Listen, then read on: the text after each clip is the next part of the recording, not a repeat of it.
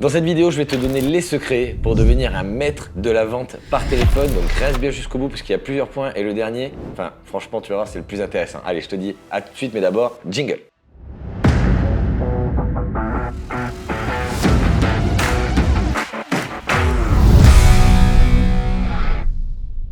Avant de te révéler les secrets pour devenir un maître de la vente par téléphone, je vais déjà t'expliquer quel type de prospect tu vas recevoir et accueillir avec ton téléphone. En gros, globalement, je te la fais très courte puisqu'il y a plein de vidéos là-dessus. Les entreprises donc du coup vont prendre tes services de closer pour que tu puisses les aider à développer leur chiffre d'affaires. Et donc tu vas accueillir des prospects qui sont donc intéressés par un produit. Et toi, ton but à toi, ça sera finalement de rassurer le prospect et de l'amener donc jusqu'à la conclusion de la vente. Il est possible en fait que ce prospect soit dans des états différents, soit un état d'excitation très élevé, c'est-à-dire qu'il a envie d'acheter tout de suite, mais finalement il a quand même assez peur. Il a peut-être aussi de l'angoisse financière en se disant est-ce que je fais bien de réserver cet appel? Est-ce que c'est le moment ou pas de le faire? Peut-être qu'il a peur que ça soit une escroquerie. Donc globalement, ce que je veux te dire, c'est que tu vas accueillir en fait un prospect qui a besoin d'être rassuré, qui a besoin d'être entouré et surtout qui a besoin d'être écouté. Donc globalement, si aujourd'hui tu veux devenir un maître de la vente par téléphone, la première chose que je vais te dire, c'est d'avoir une écoute ultime lors de ton appel. Quand je dis une écoute, c'est pas tout simplement d'avoir une oreille en fait qui va écouter brièvement en fait les paroles. Il faut vraiment que tu ailles en profondeur. Il faut vraiment que la personne au téléphone ait l'impression que la personne est vraiment écoutée. Même d'ailleurs, je te donne une petite astuce, c'est tout simplement de reformuler, c'est-à-dire quand la personne va te dire aujourd'hui, moi j'ai réservé un appel parce que ça fait X années que j'aimerais développer mes revenus. Donc là, tu peux tout simplement reformuler. Donc si je comprends bien, tu as réservé cet appel puisque tu as besoin d'augmenter tes revenus pour telle ou telle raison. Le fait de reformuler en fait des phrases qui sont dites par le prospect, ça va tout simplement valider le fait que tu l'as bien écouté et je te promets qu'en tout cas ça c'est une arme fatale pour que la personne vraiment commence à rentrer en fait dans un niveau, on va dire d'un niveau d'attention, un niveau d'écoute qui sera en tout cas optimum pour que tu puisses présenter ton offre. Après il y a des petits détails dans ces secrets, je vais t'en donner un seul. Tu vois, regarde, aujourd'hui je suis en face de toi, je suis droit. Tu pourrais avoir l'image du closer qui peut phoner par exemple sur sa plage ou avachi sur son canapé. Sache qu'aujourd'hui ta posture va en dire long au téléphone, sur ton intonation de voix, sur la façon dont tu vas te comporter lors de l'appel. Je t'invite toujours à te mettre dans la meilleure des situations, c'est-à-dire qu'il faut considérer que c'est comme si tu avais le prospect en face de toi. Même si aujourd'hui, on va dire que visuellement tu as l'impression que ça ne se voit pas, au téléphone ça va s'entendre. Donc surtout, prends toujours une belle posture dans un endroit, on va dire, qui serait pour toi le plus calme et le plus inspirant. Et à ce moment-là, tu es prêt pour accueillir le prospect. Le secret suivant, ça va être tout simplement le fait de comprendre que au téléphone, le sourire s'entend. Il va falloir, si tu veux, que tu insistes encore plus sur ce point-là, puisque la personne est de l'autre côté du téléphone, tous les atouts physiques que tu pourrais avoir ne pourront pas aujourd'hui mettre en avant. C'est-à-dire si tu es bien habillé, si tu es bien coiffé, si tu es beau ou belle, ou peu importe.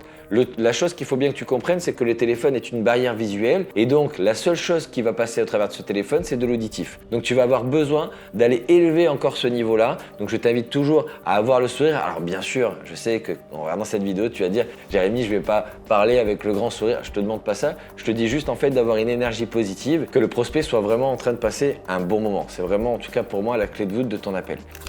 Je vais te donner maintenant le quatrième point. Globalement, si tu veux pouvoir pitcher ton offre, c'est-à-dire que tu veux pouvoir vendre ton produit, il va falloir que tu puisses obtenir quelque chose de primordial, c'est du temps. Plus tu auras de temps au téléphone, plus le prospect donc sera avec toi au téléphone, plus tu auras le temps d'aller présenter en fait ton offre. La première chose que tu dois comprendre, c'est que si tu veux prendre du temps à quelqu'un, d'abord il va falloir que tu lui en donnes. Donc la première phase de ton appel doit être vraiment de l'écoute active, doit être vraiment une phase de découverte où la personne, tu dois l'amener justement à se présenter. N'oublie pas d'utiliser l'astuce que je t'ai donnée en numéro 1, de bien reformuler les phrases que le prospect va te donner. Et finalement, en gros, globalement, tu sais, c'est un peu comme lors d'un rendez-vous. Moi, je suis un homme, donc je vais parler comme un homme. Aujourd'hui, quand tu vas rencontrer une fille, par exemple, tu vas aller la draguer dans un bar, tu vas pas commencer à aller la voir en lui disant la conclusion. Tu vois ce que je veux dire? Tu peux lui dire j'aimerais te ramener ce soir à mon appartement. Le but, en fait, ça va être d'abord d'aller lui poser des questions. Qu'est-ce que tu fais ici? Qu'est-ce que tu fais dans la vie, etc. De l'amener à parler d'elle. Et il va y avoir en fait ce qu'on appelle, je sais pas si tu connais, ce qu'on appelle le sentiment de réciprocité, puisque la personne en fait vient de me poser des questions, qu'il m'a écouté pendant plusieurs minutes, etc.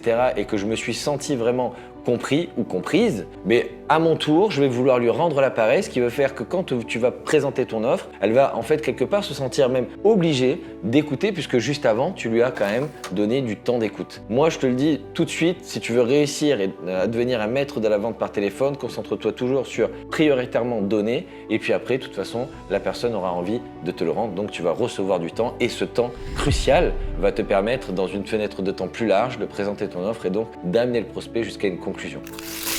Le dernier secret ultime que je vais te donner, si aujourd'hui tu veux vraiment, mais vraiment réussir en tant que closer, si tu veux réussir à accompagner un maximum de prospects à aller justement acheter tes offres, la règle numéro 1, c'est de ne surtout pas te concentrer sur l'argent. Et je vais t'expliquer pourquoi, et je vais le faire court dans cette vidéo, mais je pense que je pourrais faire une vidéo encore plus longue. Donc surtout, pense à t'abonner à cette chaîne, pense à activer les notifications pour pouvoir justement recevoir une notification dès qu'une nouvelle vidéo sort. Et petite astuce aussi, si tu écris dans les commentaires un sujet que tu aimerais que je traite, soit moi, soit Arnaud, on le traitera dans les prochains jours ou prochaines semaines. Pour continuer donc sur ce que j'étais en train de t'expliquer, c'est qu'il ne faut surtout pas te concentrer sur l'argent que tu vas gagner potentiellement lors de ton appel. Tu ne peux pas en fait avoir ton énergie dans deux directions. Si tu es concentré sur l'argent potentiellement que tu peux gagner, c'est de l'attention que tu auras en moins avec ton prospect, il va le sentir automatiquement. Tu connais cette expression, les dents qui rayent le parquet, j'imagine que tu dois connaître. Si le prospect sent que tu as besoin de vendre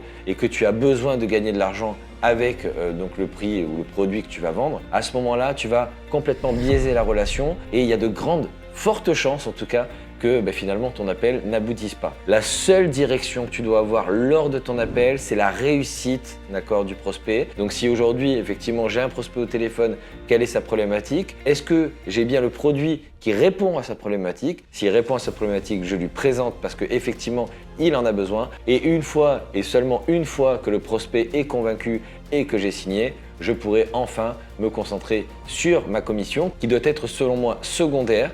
Puisque aujourd'hui, je dis toujours que le closer gagne 2 fois. Mais je préfère que quand il gagne 2 fois, il gagne prioritairement la première fois, tout simplement la satisfaction de quand tu iras te coucher le soir, d'avoir accompagné X personnes, soit à avoir un programme qui va aider à augmenter leurs revenus, à améliorer leur santé, à améliorer leurs relations. Donc à ce moment-là, finalement, tu auras été la personne qui aura aidé les personnes à passer de l'autre côté et à améliorer justement leur vie. Et de l'autre côté, bien sûr, tu toucheras une commission qui sera de l'ordre en moyenne de 10 à 15%, suivant les produits. Ça dépend vraiment des produits, mais je pense que je ferai une vidéo là-dessus aussi. Et à ce moment-là, bien sûr, tu t'endormiras à la fois plus satisfait chaque jour et également un peu plus riche.